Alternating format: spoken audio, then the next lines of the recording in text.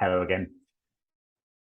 In these videos, I'm exploring the role of compere or MC or host, whatever term you want to use. They're all pretty interchangeable. I said in the last video that you need to be a friend to your audience. In this video, I want to explore the fact that you also need to be a friend to the speakers. Now, to my mind, if an audience leaves an event talking about the compere, there's a problem because they're there to listen to and enjoy and learn from the speakers. Now, that's not to say that the compere can't have an impact and hopefully people will warm to them, but actually it's about the content that the speakers are going to deliver. So you as compere need to make sure that the speakers are able to deliver at their best. Part of that is going to be about how you introduce them, but it's also about making sure that they know where they need to be and when, that they have everything they need, that they are relaxed and comfortable and all those things. So ideally, you want to talk to your speakers well in advance of the event that you're going to be hosting.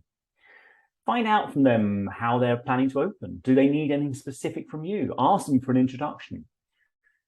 But then on the day, meet and greet, say hello, welcome them, make them feel comfortable, make sure they know exactly what's going on. For example, things like, where will the clicker be? Will it be on the lectern? Will I have it in my hand as I walk onto stage? Would you give it to me as I walk on stage? Those sorts of questions are actually really important for the speaker. So think about everything they need. Now, many compares also work as keynote speakers, so you know what a speaker needs.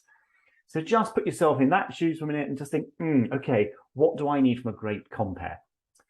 Something else that a lot of speakers want from a compare is a nod when they need to wind up. Maybe if they can't see a clock, they haven't got a countdown timer that they can see from the stage. That sort of thing can be really important. So just ask the speakers, what can I do for you? What services do you need from me to make sure you can speak at your best? Because that ultimately is what will benefit the audience. And that, to me, is part of being a good compare.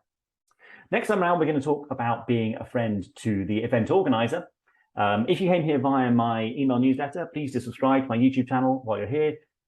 If you came here via YouTube, in the description down below, you will find a link to my email newsletter, which is a fortnightly roundup of great communication and presentation tips. See you next time.